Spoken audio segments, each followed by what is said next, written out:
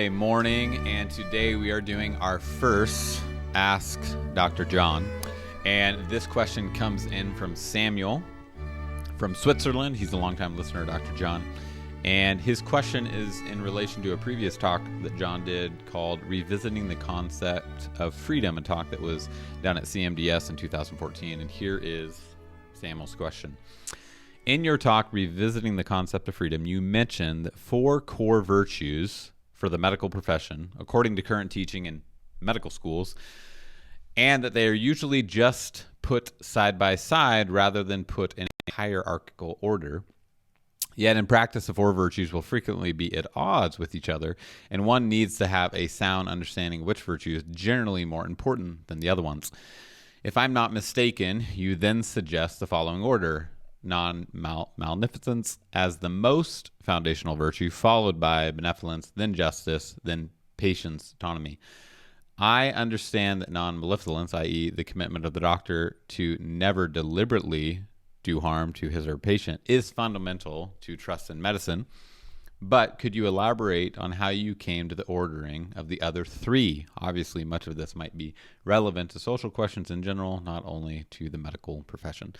Samuel, thank you for that question, and that is what we're going to be jumping into today. Before we get into it, if you guys enjoy this podcast, please subscribe and leave a comment on your preferred app.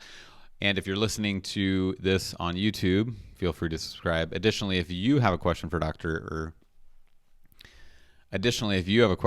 John, you can find a link in the description down below, whether you're on YouTube or the podcast, or you can visit www.johnpatrick.ca/ask.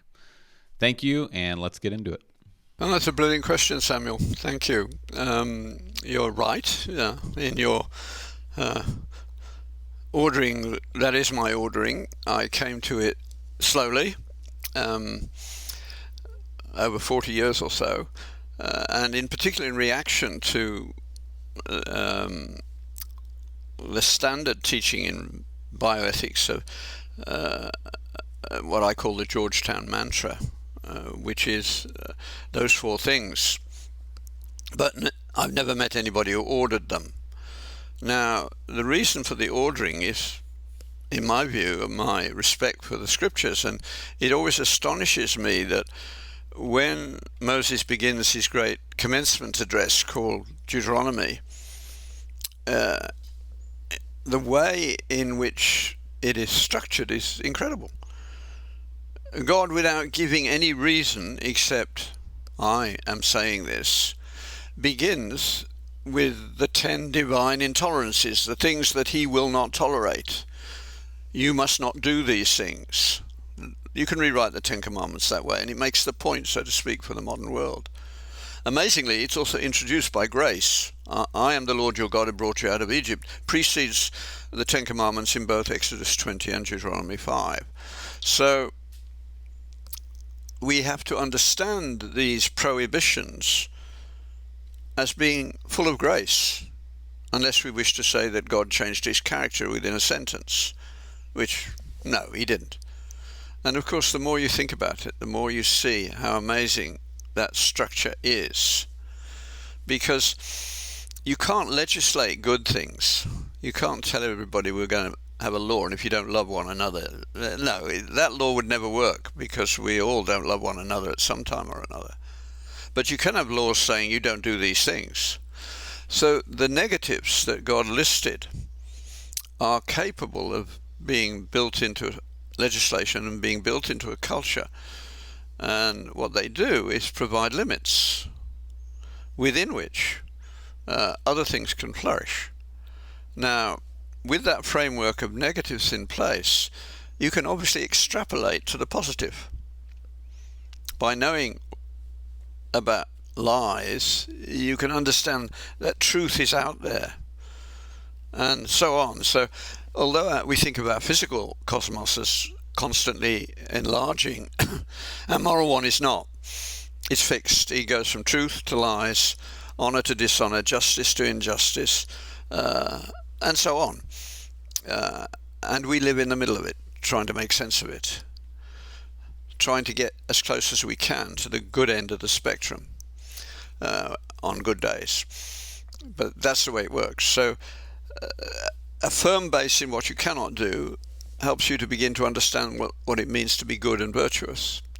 Now, when that way of understanding has developed sufficiently, and by God's measurement we're talking thousands of years, because they misunderstood the law.